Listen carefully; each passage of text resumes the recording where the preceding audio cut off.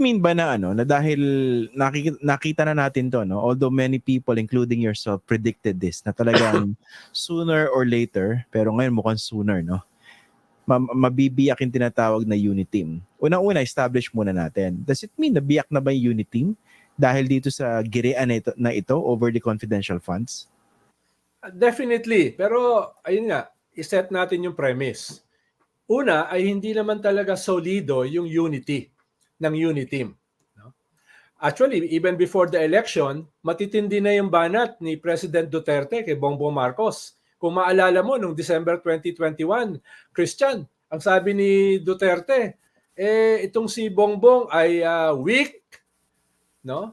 Sinungaling, at saka addict. No? Imagine mo, ganun. Tapos eventually, tumahimik na siya dahil unstoppable na eh.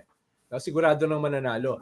Immediately after the election, medyo masama na loob ni ex-President Gloria Macapagal Arroyo dahil ang tingin niya, isa siya sa mga architect ng unity na wala namang sustansya at wala namang laman. No? Dahil hindi siya yung napiling speaker at mukhang yung kanyang tinutulak sa cabinet ay hindi naman na-appoint. No?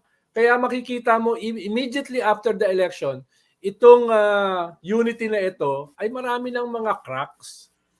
Mismo yung kapatid ng unang SONA, kung maalala mo Christian, bumabanat dun sa Department of Agriculture at mukhang dinedma siya nung kanyang kapatid at wala man lang binanggit sa kanyang mga sinabi nung umaga bago nung SONA.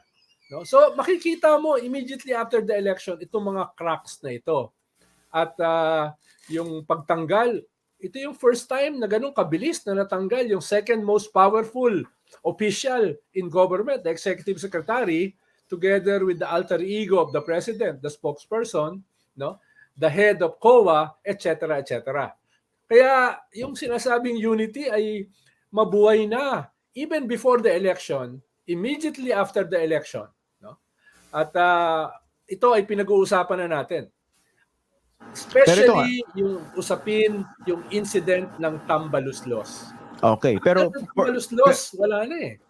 Pero for this to blow up like this, kumbaga ito na ba yung without any doubt, talagang biyak na? Ito ba yun? Oo. Dahil una na, sabi ko nga kagabi, nasaktan ang Vice President, no? Dahil yung hundreds of millions na hindi naman niya ginagamit talaga sa pagtayo ng kanyang makinarya, no? Ng kanyang machinery, talagang ginagamit niya para sa mga informants, no? Ginagamit sa safe houses, no? Ay nawala. Kaya napakasakit niyan, no? Napakasakit. Kaya at hindi lang yung sakit ng pagkawala ng hundreds of millions, yung pride, no? Yun yung mahalaga sa mga Duterte, di ba? Yung pride. Parang nawalan sila ng muka eh. Nawalan sila ng muka sa pangyayaring ito. Kaya galit na galit. No? Ang problema, yung kanilang pagdepensa ay kapos na kapos. Kapos na kapos. Okay. Tsaka nga, interesting din, no? Si President Duterte, former President Duterte mismo yung nagpalutang. Although, hindi naman to mahirap hulaan, no? Napapag-usapan na rin naman natin ito, tsaka ng ibang mga tao, na mukhang pumoposisyon para sa 2028 presidential election, itong Speaker Ferdinand Martin Romualdez, at baka siya yung gawing manok ni Bongbong Marcos sa 2028. Pero the fact na si Rodrigo Duterte mismo yung nagsiwalat na, no, in a long dito in a long monologue, di ba, sa isang TV network. Anong basa niyo ron? Out niya bigla eh. Dalawa yan, no? Una, inulit na naman niya yung kanilang usual narrative. Pag tumatakbo sila or hindi sila tumatakbo sa Davao, or hindi sila tumatakbo for president. Ano yung kanilang usual narrative? Hindi kami tatakbo. Inulit na naman niya, hindi tatakbo si Sara. Okay na sa kanya ang vice president. Hanggang doon na lang. Yung ayaw niya patakbuhin, kunwari. Ang tanong ay, sino yung naniniwala? Ano yun naman ang usual narrative nila eh. Kahit mismo si Digong, di ba? Isang taon niyang sinasabi, hindi siya tatakbo. Hindi siya tatakbo. Hindi siya tatakbo.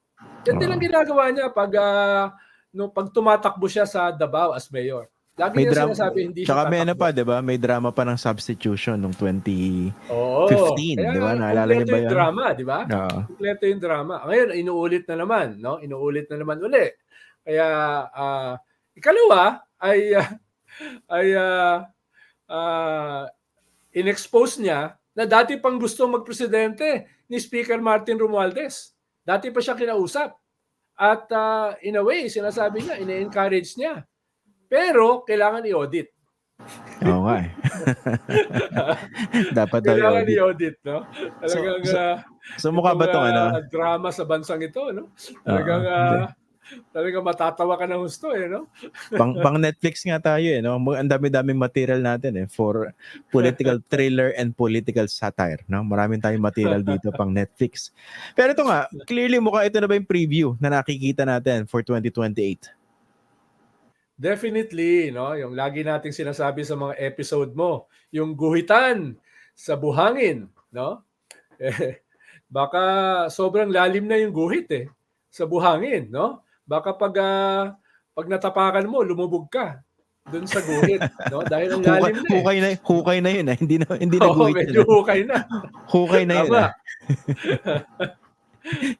Pero Kaya, dito, pero tingin ko talagang kailangan sumaklolo ni President Duterte sa kanyang anak. Dahil yung napatunayan kasi nitong mga nakaraang araw at linggo na hindi katulad niya yung kanyang anak, hindi Teflon.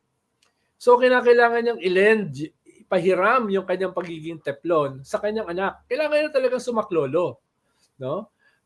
Nung last survey na bumaba si Sara ng 11 points kumpara sa 15 points ng presidente, medyo unexpected yun eh. Dahil usually sa mga surveys, yung disapproval sa gobyerno, ang tinatamaan lang usually yung presidente.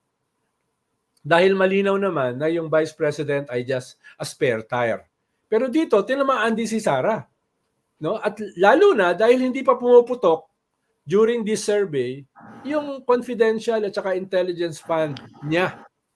So, expected na sa susunod na survey, mas lalong tatamaan si Sara. Dahil kasama na sa next survey itong confidential at saka intelligence fund at saka yung napaka-excellent na handling niya, no? Pagdepensa niya sa kanyang sarili. oo. Yun yung Ito, nangyayari. Kaya kailangan talagang sumaklolo yung tatay. okay, 2 points ang itatanong ko sa inyo. Una, baka lang makalimutan ko, ito yung second question. No? Makakatulong ba o malaking tulong ba yung pag-rescue or pagtulong sa kanya ni Tatay Digong ngayon? Pero bago nyo sagutin yun, meron akong theory dun sa sinasabi nyo, baka lang makalimutan ko. No? You also mentioned this yesterday, na ordinarily, ang tinatamaan ng mga kritisismo, yung nakaupong Pangulo, at yung Vice President, hindi naman usually tinatamaan. Pero in the case of Sara Duterte, clearly, based na sa recent survey, tinamaan siya.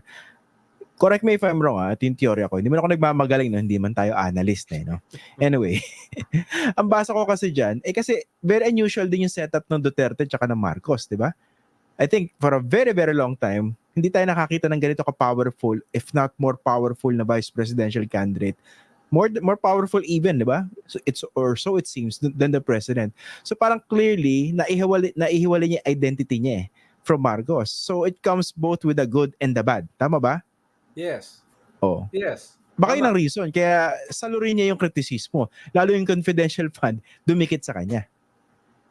Yes, pero nung nangyari kasi yung survey, hindi pa Wala pa yung sumasabog confidential. yung confidential Oo. Okay. intelligence fund. At Pero hindi ibig mo naman sabihin, siya nakita na dinedepensahan yung presidente sa inflation. Hindi mo naman nakita siya na dinedepensahan yung presidente dun sa mga batikos sa presidente, no? Usually tatamaan ka rin pag ikaw yung defender. Mukhang she never went out of her way to defend the president. Kaya baka kinakailangan pa natin maghanap ng mas maraming dahilan kung bakit tinamaan din siya.